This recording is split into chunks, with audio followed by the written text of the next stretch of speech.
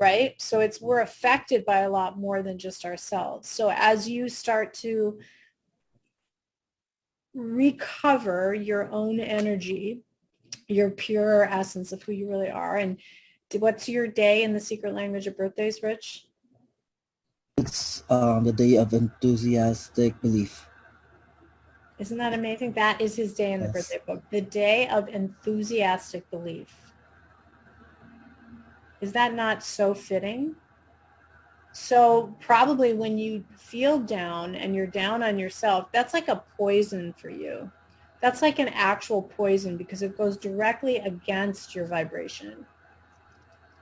So your job right now is to convince yourself and recover yourself and realize, inhabit the day of enthusiastic belief, because that's what you're here to do. That's what you're put on the planet to do.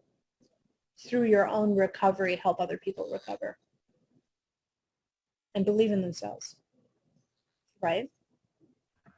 Yes, that's so true. Like, I'm just so happy that I was able to still, and even, those times I still try to continue writing and doing my morning pages and still working on my rhythm, on a daily basis. And I'm still trying to push myself to really show up really to the page, to a blank page, into an instrumental and say, okay, this is what I have right now, you That's know, right. That's right. and I'm still giving it my all, You are.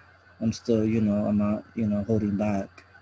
And I think that's why, like, even like the call from yesterday was so like so exciting for me because like I know like this was like the first step I really needed to take in order for me to feel like I'm stepping into my artistry more. And I think like the whole like a rebrand was so fitting for me because I'm like, oh my god, I really need a rebrand.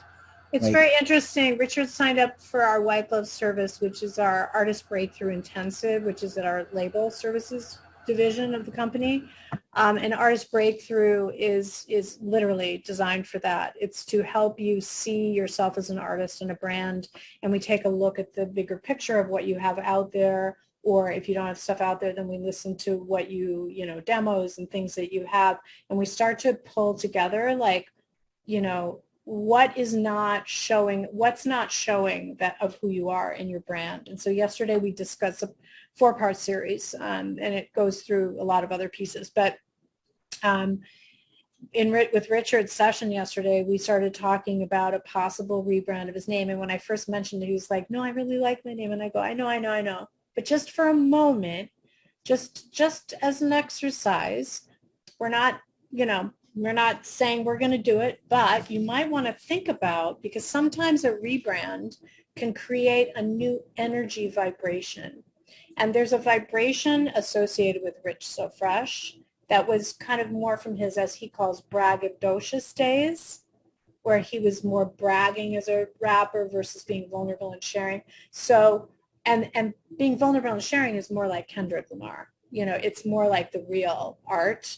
So I suggested that he might want to think about a new name to kind of birth a new vibration and a new energy going forward. And it helps you as an artist step into, a persona and a new time, a new period. Mm-hmm. It can be incredible. Father John Misty did it. You can look at that article on Billboard, Rich. Just to Google, it's actually in, I think, New York Times. Just Google Father John Misty New York Times or Father John Misty Billboard. I think it was New York Times though. And he talked about, he was in that band Fleet Foxes or something, or I think he was in that band. And he started doing solo material, and it was kind of, as he called it, like singer-songwriter, but like crying in his beer kind of stuff. I don't know. He said it better than that. But he decided that didn't really encompass all the pieces of him.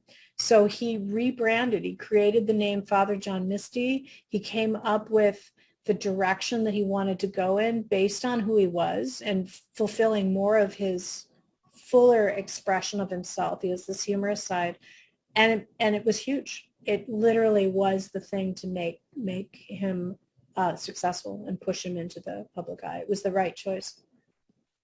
It can be an incredible thing to do. Yeah. So Yeah, that was exciting. Yes. maybe this is the turn. Maybe this is the turn that's happening on your birthday. Yes, I think so because like even today, like I wasn't even gonna share this, but like um I was doing my morning journal and for some reason after I think after like the third page, I was like, why am I crying? I'm like, what? Because usually it takes a lot for me to cry. You know, I'm very like stubborn, not like stubborn, but like, you know, I'm very like, Yeah. hard face type of thing, like, It's a guy thing, I think too. yeah, Yeah. like I don't want to show like, yeah, vulnerable, but like today I was just like, I don't know for some reason. And I think the conversation that we had last night was a part of it just because, I feel like I need a change Yeah. and like not an Oh, environment. because the past vibration somehow was not the full picture. I'm actually looking for. You keep going, but I want to read this to everybody because it's amazing. But keep going. Yeah, like what I was gonna say, like being that we had the conversation last night, I felt like, oh, like I really need to change. Like I felt like, I've been doing music for, so long, and I'm like, I kind of didn't feel like I was making a lot of strides, even though I had a couple accolades. But fast forward to now, I'm like, okay, I noticed that this is something that I always wanted to do for a long time.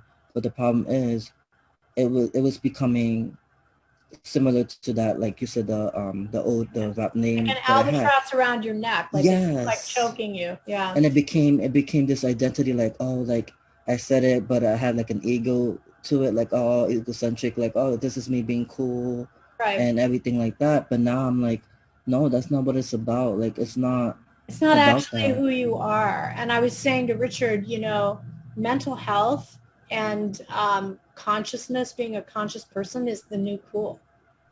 Like it is the new cool. Totally. Now you got to listen to this, guys, because this is actually written on his day. It is not uncommon. Do you mind if I read it? Sure. Okay. Thank you. It is not uncommon for April 7th people to reach a point in their lives when they can spiritually progress no further and they need to make a very big change. This can happen at their first Saturn return at about age of 28. He turns 28 tomorrow.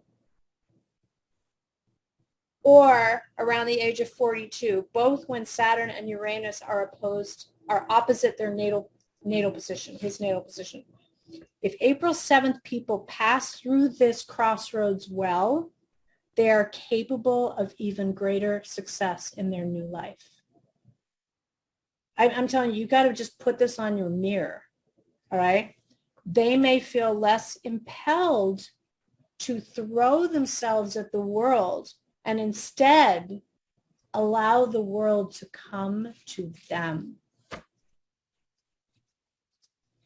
I have goosebumps. I'm just like, that's insane. I can't even believe that, actually. And I think that's why you were crying.